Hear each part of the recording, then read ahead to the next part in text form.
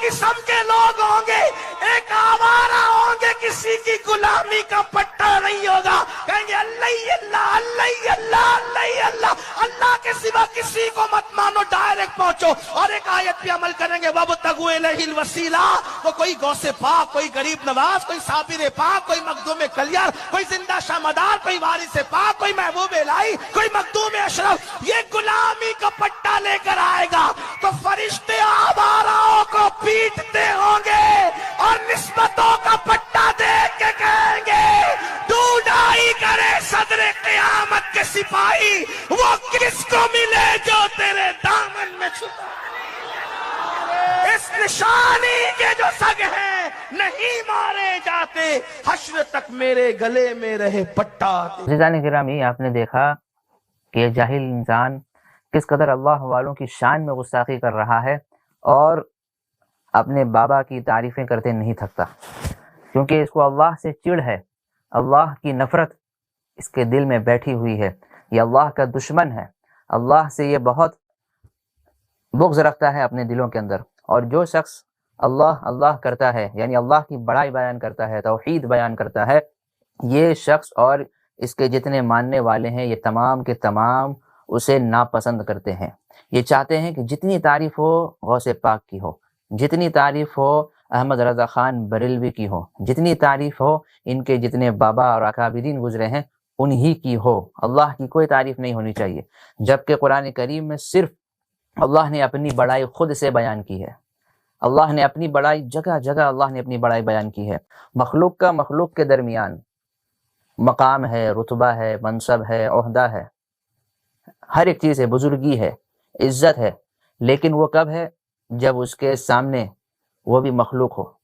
तो मखलूक के दरमियान अगर मामला है तब तो ठीक है, लेकिन जब बात आ जाए मखलूक और खालिक की तो वहाँ मखलूकियत में किसी को नहीं देखा जाएगा, सिर्फ अल्लाह की ज़ात को पावरफुल माना जाएगा।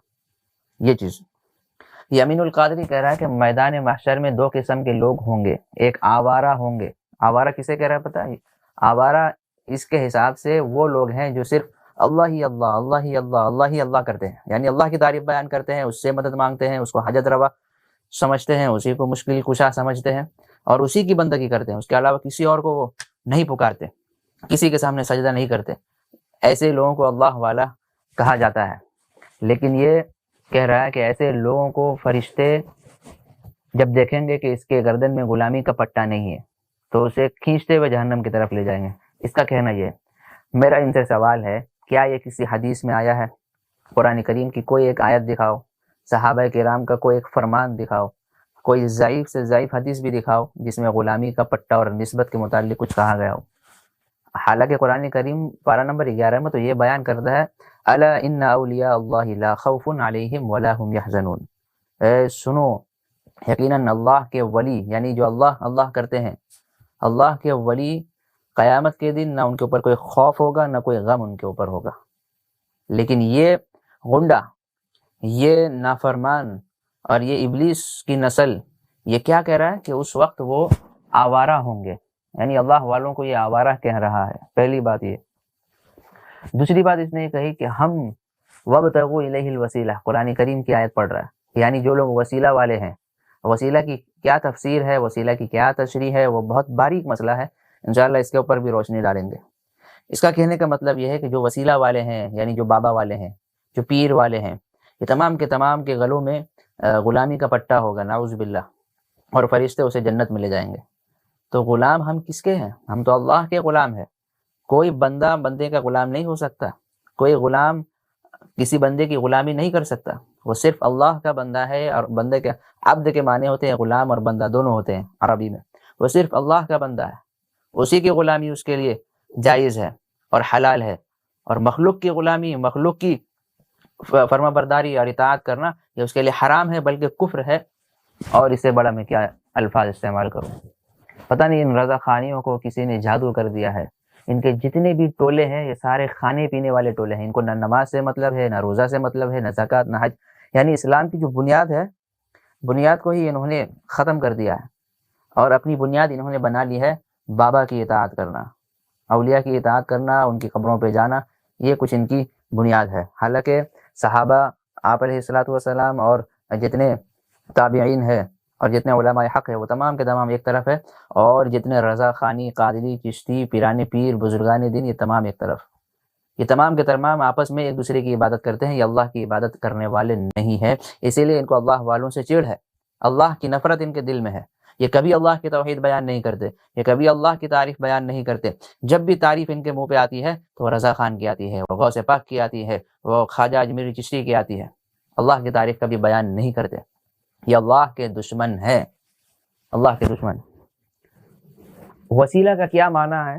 امین القادری نے جو آیت پڑھی ہے، بظاہر تو رٹی رٹائی آیت اس نے پڑھ دی، جو ان کے باباؤں نے ان کو رٹا دیا ہے بچپنوں میں، وابتغوا الیہ الوسیلہ، لیکن مطلب نہیں سمجھایا، یا سمجھایا بھی ہوگا تو یہ کم عقل انسان بیوقوف جن کے دماغ میں صرف حلوہ بھرا ہے، مٹھائی بھرا ہوا ہے، اسے قرآن کی کیا آیت سمجھ میں آئے گی؟ آئیے دیکھتے ہیں تفسیر ابن کثیر کے اندر اس کی کیا تفسیر بیان کی گئی ہے۔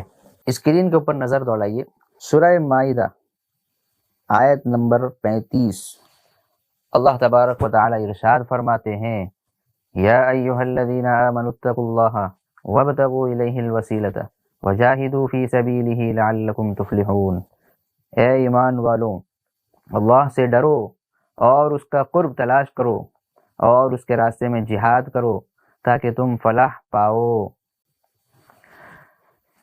اس آیت کے اندر اللہ تعالیٰ نے ایمان والوں کو خود سے ڈرایا ہے، اپنی ذات سے ڈرایا ہے کہ تم ڈرو اللہ سے اور تم وسیلہ تلاش کرو، یعنی اس کا قرب تلاش کرو۔ آئیے، رضا خانیوں نے اس آیت کا بہت مس یوز کیا ہے، بہت غلط استعمال کیا ہے اس آیت کا، یہ اسی آیت کے سہارے میں، اسی آیت کے آڑ میں وہ بھیک منگے بن گئے ہیں، اسی آیت کے آڑ میں وہ بھیک مانگنا شروع کر چکے ہیں۔ اس آیت نے نہیں بلکہ انہوں نے اپنی غلط فہمی کی بنیاد پر لوگوں سے بھیک مانگنا شروع کیا ہے، اور اپنے باباؤں کو، اپنے خواجاؤں کو انہوں نے حاجت روا اور مشکل کشا سمجھ لیا ہے۔ اس آیت نے انہیں دھوکے میں ڈال دیا۔ اگر وہ اس آیت کو سمجھتے اور تفسیر اٹھا کر دیکھتے کہ اللہ تعالیٰ کیا کہنا چاہ رہا ہے، تعالیٰ کبھی بھی اپنی ذات کے علاوہ کسی اور کی طرف اپنے بندوں کو بھیج دے، یہ اس کی شایان شان نہیں ہے، وہ کبھی ایسا فرمان نازل نہیں کر سکتا جس میں وہ اپنے ساتھ کسی اور کو شریک کر رہا ہو، چاہے وہ کام تھوڑا سا ہی کیوں نہ ہو، چاہے وہ کام سفارش والا ہو، چاہے وہ کام اطاعت والا ہو، کیونکہ اللہ تعالیٰ اپنے ساتھ کسی کو شریک کرنے کو اتنا ناپسند کرتے ہیں کہ قرآن کریم نے اس کی مغفرت سے ہی انکار کر دیا۔ یہ آئیے دیکھتے ہیں اس کی کیا تفسیر ہے۔ امام سفیان ثوری رحمۃ اللہ علیہ فرماتے ہیں کہ مجھے میرے والد نے، انہوں نے طلحہ سے، انہوں نے عطا سے روایت بیان کی ہے کہ وسیلہ کے معنی قربت کے ہیں، یعنی قریب ہونے کے ہیں، قریب، کسی کے قریب اپنی جگہ بنانا۔ اسی طرح مجاہد، ابو وائل، حسن، قتادہ، عبداللہ ابن کثیر، سدی، ابن زید اور کئی ایک دیگر ائمہ تفسیر کا بھی یہی قول ہے کہ وسیلہ کے جو معنی ہیں وہ قربت کے ہیں، یعنی قریب ہونے کے ہیں۔ اسی طرح امام قتادہ رحمۃ اللہ علیہ فرماتے ہیں کہ اس کے معنی یہ ہے کہ اطاعت بجا کر اور اس کی خوشنودی کے عمل سر انجام دے کر اس کا قرب حاصل کرو، یعنی ایسا کوئی کام کرو تم جس سے اللہ تعالیٰ خوش ہو جائے اور تمہیں اپنے قریب کر لے، یہ مطلب ہے۔ وابتغوا الیہ الوسیلہ، کہ تم تلاش کرو قرب کو، یعنی ایسا کوئی نیکی کا کام تم تلاش کرو، ایسا کوئی عمل انجام دو جس سے اللہ تعالیٰ تمہیں مارے خوشی اپنے قریب کر لے اور تمہیں قرب حاصل ہو جائے اللہ کا، یعنی تم صدقہ خیرات کر دو یا بندگی کر دو یا ایسی کوئی عبادت تم کر بیٹھو یا ایسا کوئی انجام کرو جس سے اللہ خوش ہو تم سے اور تمہیں اپنا مقرب بنا لے، تمہیں اپنے سے قریب کر لے، یہ مطلب ہے اس کا۔ لیکن رضا خانیوں نے اس کا مطلب کیا نکالا کہ ہم وسیلہ تلاش کر رہے ہیں، چنا اسی لیے ہم فلاں بابا کے پاس جاتے ہیں اور اسے کہتے ہیں کہ تم اللہ کے یہاں سفارش کر دو، اللہ کے یہاں میرے لیے دعا کر دو، یا فلاں قبر کے پاس جاتے ہیں اور قبر والوں سے کہتے ہیں کہ اے قبر والے تم اللہ کے یہاں میری دعا کر دو، وسیلہ۔ تو یہ وسیلہ کو غلط انہوں نے مطلب دیا ہے، یہ ڈائریکٹ اللہ سے مانگنے کو یہ غلط سمجھتے ہیں اور یہ کہتے ہیں کہ ہم تو بہت گناہ گار ہیں، کہاں اللہ تعالیٰ میری دعا قبول کرے گا، تو بھائی اچھا بننا، پہلے تو نیکی کا کام کرو، اچھا بنو۔ تو یہ وسیلہ تلاش کرنے کا مطلب یہ ہے کہ وایا ہو کر جانا، رضا خانیوں کے نزدیک وسیلہ کا مطلب ہے وایا ہو کر جانا، یعنی ڈائریکٹ نہ جانا، چونکہ یہاں پر وسیلہ کا معنی بیان کیا ہے قرب حاصل کرنا، اللہ کی قربت حاصل کرنا۔ ایسا کوئی کام انجام دو کہ لوگ تمہیں دعا دے، فوراً کسی کی مدد کر دینا، غریبوں کی ہیلپ کر دینا، اس کی دعا لے لینا، صدقہ خیرات میں آگے اپنے آپ کو بڑھائے رکھنا، نفلی عبادت میں اپنے آپ کو بڑھائے رکھنا، اور سماجی خدمت کرنا۔ تو اللہ تعالیٰ ان تمام کاموں سے اپنے بندے کو اپنے سے زیادہ قریب کر لیتے ہیں، یہ مطلب ہوتا ہے۔ آگے دیکھیے، ابن زید نے اس کی تائید میں اس آیت کریمہ کو بھی پڑھا ہے۔ کون سی آیت؟ یعنی انہوں نے امام قتادہ کی بات کو صحیح قرار دیتے ہوئے ایک مزید آیت انہوں نے یہ پڑھ دی، اولئک الذین یدعون یبتغون الی ربہم الوسیلہ۔ ترجمہ، یہ لوگ جن کو یہ پکارتے ہیں، یعنی اللہ کے علاوہ جن کو یہ پکارتے ہیں، وہ خود اپنے پروردگار کے یہاں ذریعہ قرب تلاش کرتے رہتے ہیں۔ یعنی یہ رضا خانی اپنے بابا کو پکار رہے ہیں، حالانکہ باباؤں کی کیفیت یہ ہے، اولیاء کی کیفیت یہ ہے، ان کا عمل یہ ہے، وہ خود اللہ تعالیٰ سے ڈائریکٹ مانگتے ہیں، وہ خود اللہ تعالیٰ کے قرب حاصل کرنے میں لگے ہوئے ہیں۔ تو انہوں نے تو اپنی چالاکی کا اظہار کر کے اپنا راستہ بنا لیا، قرآن و سنت کے مطابق اپنے آپ کو چلا کر اپنی زندگی اور اپنی آخرت انہوں نے بنا لی ہے۔ رہ گئے ان کے ماننے والے، پھنس گئے ان کے فالوورز، جنہوں نے انہی کو مان لیا ہر ایک چیز۔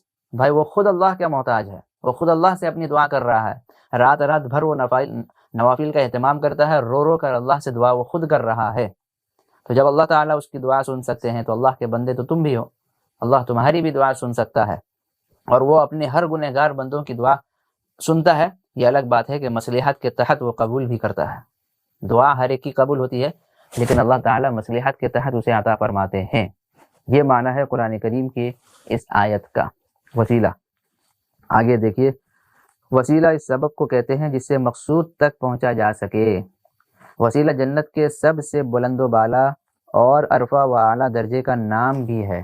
وسیلہ جو ہے جنت میں ایک مقام ہے، اس مقام اور اس جگہ کا نام وسیلہ رکھا گیا، اور یہ رسول اللہ صلی اللہ علیہ وسلم کا درجہ اور آپ کا جنت میں گھر ہوگا۔ یعنی یہ وسیلہ جو ہے جس جگہ کا نام ہے، یہ اللہ کے نبی کو دیا جائے گا۔ یہ ایک گھر ہے، یہ ایک مقام ہے، یہ ایک ٹھکانہ ہے، یہ ایک پوزیشن ہے جو اللہ کے نبی کو اللہ تبارک و تعالی دیں گے۔ جنت میں یہ مقام اللہ کے عرش کے سب سے قریب ہوگا۔ صحیح بخاری میں حضرت جابر بن عبداللہ رضی اللہ تعالی عنہما روایت کرتے ہیں کہ رسول اللہ صلی اللہ علیہ وسلم نے ارشاد فرمایا، کیا جو شخص اذان سن کر یہ دعا پڑھے، یعنی اذان کے بعد کی جو دعا ہے، اللہم رب هذه الدعوة التامة والصلاة القائمة آتی محمدا الوسیلۃ والفضیلہ، یہ دعا آخر تک فرماتے ہیں، اس کے لیے قیامت کے دن میری شفاعت واجب ہو جائے گی۔ یعنی وہ دعا میں کہہ رہے نا، آتی محمدا الوسیلہ، کہ اللہ تو آپ علیہ الصلاۃ والسلام کو وسیلہ عطا فرما، یعنی وہ جگہ دے، وہ ٹھکانہ دے دے، وہ مقام عطا فرما۔ جس جگہ کا نام اور جس مقام کا نام تو نے وسیلہ رکھا ہے، وہ ایک گھر ہے، اس گھر کا نام ہے وسیلہ۔ اور ہم اذان کے بعد کی دعا میں اللہ کے نبی کے لیے یہی دعا کرتے ہیں، اللہ کے نبی کے لیے، آتی تو دے دے محمدن الوسیلہ، وہ وسیلہ والا مقام تو دے دے آپ علیہ الصلاۃ والسلام کو۔ تو ہمارے نبی کیا فرماتے ہیں کہ جو شخص میرے متعلق یہ دعا کرتا ہے تو میرے لیے، تو اس کے لیے قیامت کے دن میری شفاعت واجب ہو جائے گی، یعنی میں اس کے لیے ضرور سفارش کروں گا کہ اللہ دنیا کے اندر یہ بندہ میرے لیے دعا کرتا تھا، آج میدان حشر کے دن میں اس بندے کے لیے سفارش کر رہا ہوں، یہ اس کے لیے باعث فضیلت ہوگی یہ بات۔ اسی طرح صحیح مسلم میں بھی حضرت عبداللہ ابن عمرو بن عاص رضی اللہ تعالی عنہما کی روایت ہے، انہوں نے آپ علیہ الصلاۃ والسلام کو یہ ارشاد فرماتے ہوئے سنا ہے، جب تم مؤذن کو سنو تو اسی طرح کہو جس طرح وہ کہتا ہے، پھر مجھ پر درود بھیجو، جس نے مجھ پر ایک بار درود بھیجا اس پر 10 بار رحمت نازل فرمائے گا اللہ تعالی۔ پھر میرے لیے وسیلے کی دعا کرو، اللہ کے نبی نے حکم دیا ہے کہ میرے لیے وسیلے کی دعا کرو، کیونکہ وسیلہ جنت کا وہ عظیم الشان مقام ہے جو بندگان الہی میں سے صرف ایک ہی کو نصیب ہوگا، اور مجھے امید ہے کہ وہ بندہ میں ہی ہوں۔ لہذا جس نے میرے لیے وسیلہ کی دعا کی تو اس کے لیے میری شفاعت واجب ہو جائے گی۔ یہ بخاری مسلم کے الفاظ ہیں۔ صحیح بخاری کے اندر حضرت جابر بن عبداللہ رضی اللہ تعالیٰ عنہما کی روایت ہے، اور صحیح مسلم کے اندر حضرت عبداللہ ابن عمرو بن عاص رضی اللہ تعالیٰ عنہما کی روایت ہے۔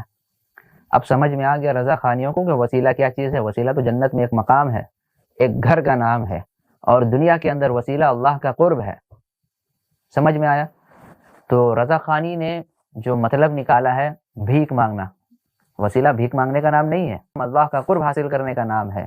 وسیلہ تو اللہ کے نبی کے مقام کا نام ہے، اللہ کے نبی کے گھر کا نام ہے جو جنت میں انہیں دیا جائے گا۔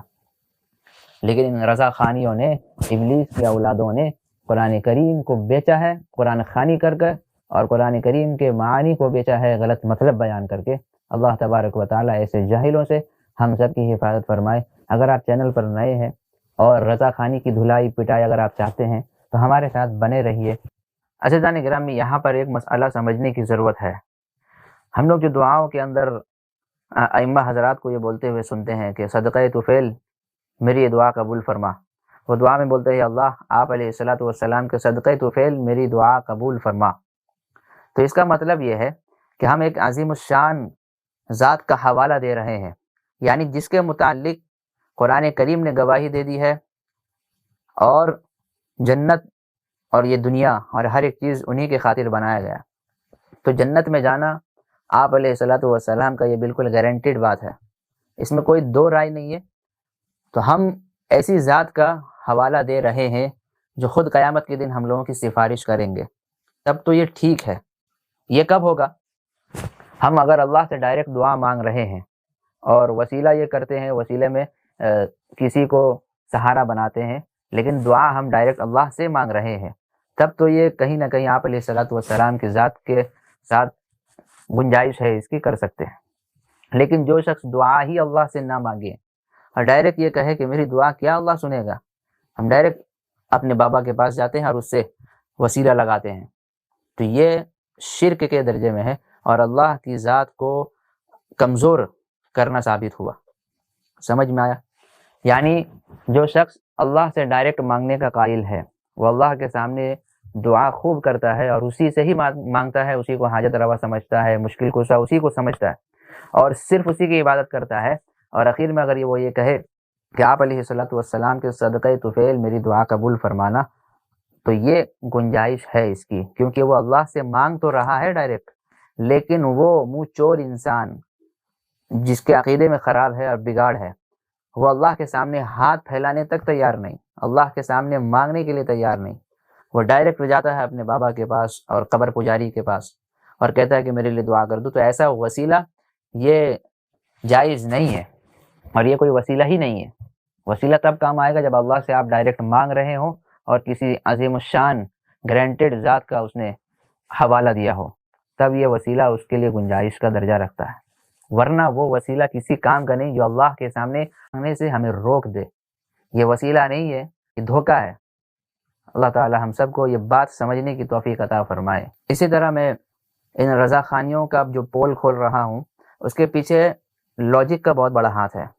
یہ قرآن و سنت کی ہر آیت میں، ہر حدیث پاک کے اندر اور ہر ایک دلائل میں یہ لوگ لاجک تلاش کرتے ہیں، یعنی اپنی عقل مندی کا ثبوت دینے کی کوشش کرتے ہیں اور قیاس سے کام لیتے ہیں، وہ بھی قیاس مع الفارق، اس سے کام لیتے ہیں۔ تو میں ان کو واضح کر دوں، جہاں قرآن کریم کی صریح آیت اور صحیح حدیث مبارکہ اور اسی طرح صحابہ کرام کا اجماع کے ساتھ عمل، اگر اس کا پروف مل جاتا ہے اور اس کا ثبوت مل جاتا ہے کسی کام پر، تو وہاں نہ کوئی لاجک کام آئے گا، نہ کوئی عقلی دلیل، اور نہ ہی کوئی قیاس کام آنے والا ہے، نہ تمہاری کوئی بات سنی جائے گی وہاں پہ، وہاں تمہاری بات تمہارے منہ پہ مار دی جائے گی، کیونکہ قرآن کریم جہاں آ گیا وہاں قرآن کریم کی بات مانی جائے گی، ورنہ صحیح حدیث کو ترجیح دی جائے گی، ورنہ صحابہ کرام کے عمل کو ترجیح دی جائے گی۔